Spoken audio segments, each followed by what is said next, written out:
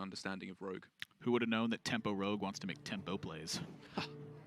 What a time to be alive. Different kind of opening hand here for Thijs as well. You know, you've been playing a ton of this deck, I know.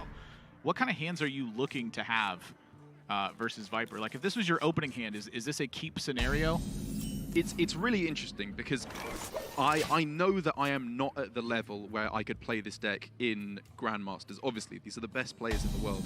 But I often find that while these kind of hands with Mana Cyclone and all these cheap spells can seem very powerful, they seem very flashy and exciting, a lot of the time I feel like they're not actually delivering the meat of the deck. The actual physical stats on board pretty much purely comes through the form of Mountain Giant, Conjurer's Call, Rabble Bouncer, and Sea Giant, your big minions and your powerful spells in the form of Conjurer's Calling. So I can understand why Thijs would be happy with a hand like this, because it's got draw and it's got a little bit of generation with the Cyclone as well, but it is not the dream hand. The dream hand is what he handles. Viper in a scenario where he's just going to dagger up and punch. That's one of my favorite plays in the whole Rogue deck. It sends a very distinct message to your opponent. Which is, I'm going to poke you. Yeah, or I have a waggle pick in hand. Oh, right. A lot of times you'll see players save the dagger when they don't have waggle picks, or sometimes even when they do. Yeah. Just to be able to fight for board scenarios there. There's not really a lot of stuff in Tyson's deck that Viper's interested in daggering down. So here, just take your damage.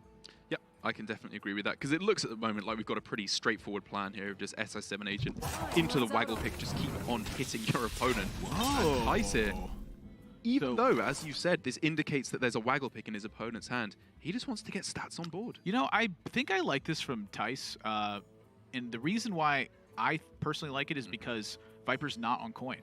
And so what that means is, you know, tempo SI7 Agent plays, or what have you, they just don't work. Yep. And so here, Viper was interested in using the preparation for the Evil Miscreant anyway, but he expends an Eviscerate to kill an Acidic Swamp Ooze, so that way he cannot make headway on Viper's board.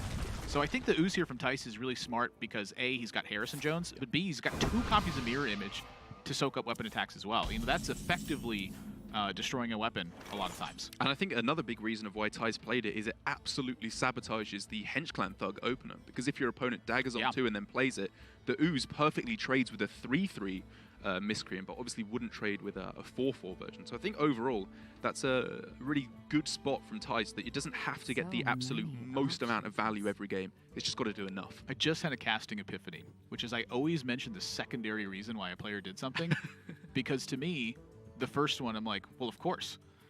And so I just overlook it. And then you went back and explained, I'm like, why didn't I mention that? That is absolutely the paramount reason to do it, but why did I mention the secondary reason first? Well, you're just queuing me up by throwing me the ball of the basket so I can slam it into the... Oh, it's an alley-oop. If you like. The pass looks good, but the dunk looks better. Oh, the dunk always looks better. Oh, okay. Oh, Viper's about to dunk Thijs here with the waggle pick. And here, the removal doesn't look quite as good for Thijs. I think it's likely to come down in this scenario still, but you're putting a 1-cost Miscreant back in your opponent's hand. This is not necessarily the ideal timing, but this is a forced play from Viper. Either way, he's getting a Miscreant back. Yeah, it's not ideal for Thijs, but like I said earlier on, your opponent getting a bunch of lackeys is far from an auto-lose situation. You're not too sad about that, considering how powerful Evil Miscreant is just as a card. Because as I said, you've got the Sea Giants, the Rabble Bouncers in there that you can use to get that huge reduction and then be able to actually utilize that Conjurer's Call in hand. I'm going to go off the deep end here. What if you Conjurer's Calling the Miscreant first? I wonder. You've got off the deep end. Impossible. But in my head, this is how... See, you talk about the lackeys as though they're quite innocuous. I have sort of the opposite opinion on that. I feel like the lackeys are terrifying because your opponent just gets to swarm aboard with 1/1s and you have to do something about it. Yeah, and that's what I mean. You can do something about it. Obviously, in his hand at the moment, he doesn't have all the tools that he needs to do that. But even just Frost Nova, you know, I agree that they are good. You do not want to bounce an Evil Miscreant back to your opponent's hand, but given how dominant Miscreant has been over the ladder for the entirety of Rise of the Shadows, Mage has a pretty strong counterplay, I think. I wonder. Three viable options. Yeah, this is pretty These rare. Are all very juicy here.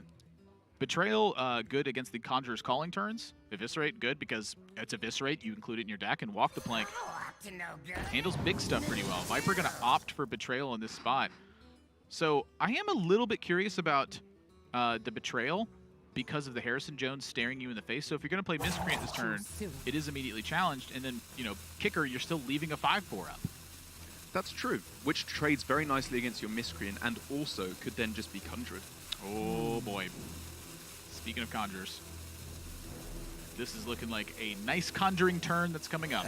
This guy's toast. I think I agree with you. I think I would have preferred the Eviscerate there because I can understand why he doesn't want to go with the Walk the Plank. It's quite expensive. He already has a handful of stuff to do. You want cheaper cards. But it does look like it's queuing up Thijs here to just very, very happily go for a big old Conjurers.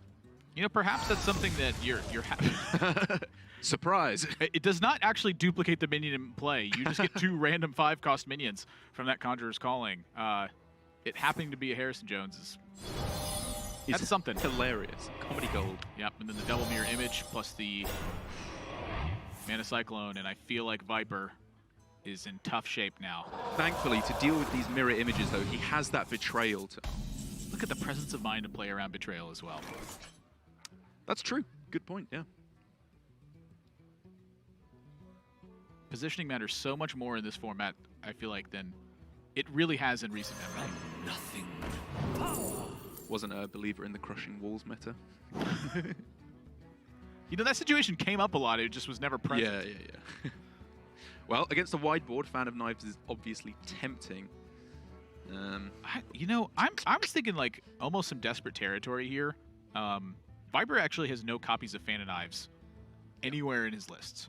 So that's the lone copy of Fan of Knives. If he's going to make use of that, it's going to be with Pokes and, you know, a second Fan of Knives discovery. I was thinking something as crazy as Pilfer to hope to get something crazy. Like a Blizzard or a Flamestrike. Yeah. That's interesting. Because now the Walk the Planks, they're still fairly effective. But Viper's just kind of getting pushed out of the game by 5-cost minions at this point. I think I'm with Viper on this one. I think you just want to keep cycling through your deck, get through to those good cards. But like you said, at the moment, he's not being blown out like he was last game by some huge giant play. He's just losing on board. He's just tempoing out. Nice pickup. Very nice. Viper dislikes the position here, and knowing Viper, he has a lot of expertise with Rogue, and he will hold himself to a very high standard. I actually remember talking with him about this at the World Championships, where he was very decisively winning a game, and he had missed a play where he was like, well, I could have made my questing adventure an 8-8. And it being an 8-8 was the difference between snowballing the game and not snowballing it. And it was at 7-7 instead. He actually put himself in a position where the right combination of cards in the opponent could put him in a position to lose. I'm curious what he spots here that would have been any different, because this looked pretty fantastic to me. Yeah. Like, what's missing? That's what I want to know. His head shake is very telling to me. As in, he thinks he made a misplay. Yes. Well, I mean, look at it. Hunter Ace and Viper are 2 of the most self-critical players I know. And look at it. They both ended up in the World Championship finals. Big bad Archmage off the Conjurer's Calling, and Viper is not happy about it. I'm not sure if oh boy is a general exclamation or trying to get me to pay attention and calling me boy. I'm kind of here for either. 5-12 taunt gets picked up from it. You gotta laugh at that. You gotta laugh that one off. I don't think Viper gets out of this situation. Like, I agree. Now the thing about it is this was filthy. Well, Thijs' backup hand is it's stuff. It's good. It's really good. Viper's just missing the ability to make more impact on board. His hand is stuffed of just walk the planks. All right. So what does the Betrayal do? If you cast Betrayal on this damaged Stegatron, and it doesn't really do anything, or it doesn't do enough, I should say. Can't really sap anything. I think you can sap. To me, like sapping Big Bad Archmage, yeah, I or the Boom Reaver is something, but clearly the Big Bad Archmage generating extra value the entirety of this duration. You've got to stop that and figure it out later. Okay, I think the key to this is that betrayal for Viper, because as we saw earlier on, it actually put the choice of picking betrayal arguably got him into this position because he didn't eviscerate the Harrison, which meant there was an easy Conjuring's call for Thijs. However, even though that might have been what got him into this situation, it might just be what gets him out of it as well.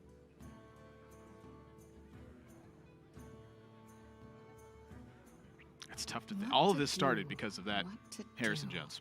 So crucial. That one choice of betrayal over the eviscerate has shaped this game immeasurably.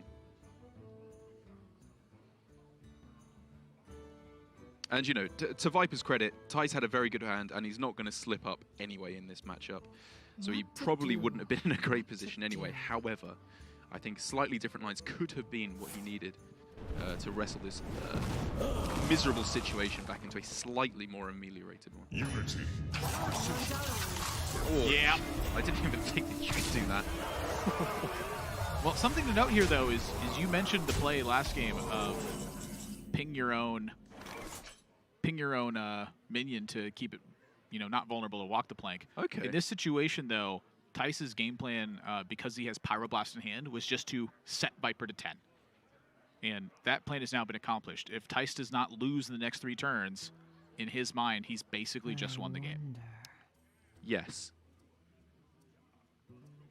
I'm trying to think about it. I think that the ping before you play Ziliac, so it still keeps the Divine Shield, I think that might have actually been a slightly better play, because you know he's playing double walk the plank in the deck. Yeah, the idea to me is that you shut off the spell lackey so that way your opponent cannot shadow step.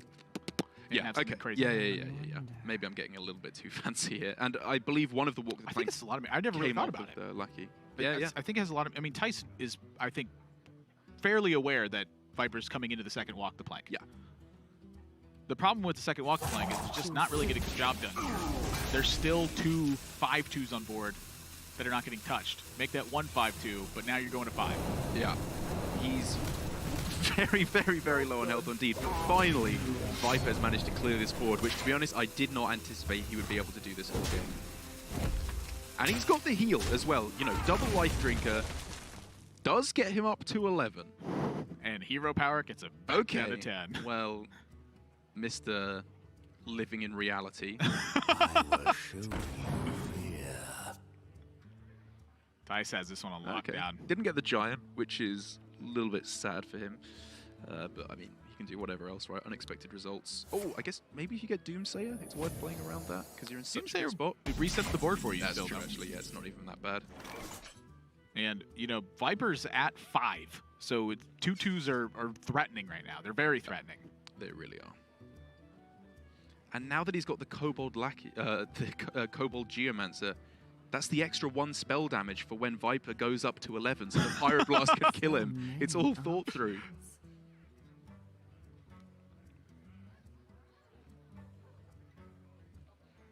Yeah, I think Viper's kind of in the same headspace as us, where he is looking for anything that could even possibly save him here. I look back to that Harrison turn. I think Viper's hand was just too weak to justify the long-term play that he had decided to go for. Yeah. I mean, I'm going to have to settle into these kind of plays where I start nitpicking, because this is the best players in the world. You have to critique their play at the absolute highest level. If they're not playing perfectly, we're going to try and pick them up on it, because their opponents will be. A lot of the time. And I feel like I'm going to be wrong in a lot of those situations, because these are the fully best agree. players in the world. Yep. But I'm going to give it a shot. That Eviscerate changed the game. Yes, I agree. I think it was... I will nitpick. I think nitpicking is right here, actually. Let's pick his nits. You're right. Thanks, buddy. It's like a waggle pick. It's just the right pick. It was so tempting, though. You can totally see his position of, you know, the betrayal can be so nutty in this matchup, but it was just a very unfortunate instance. There was the Conjurer's Call in his opponent's hand. And as we can see here, Thijs just kind of dotting the I's and crossing the T's here. That's nowhere near enough heal to pull Viper out of this one, even if there wasn't a Pyroblast in hand. What's the weirdest thing that can happen that works?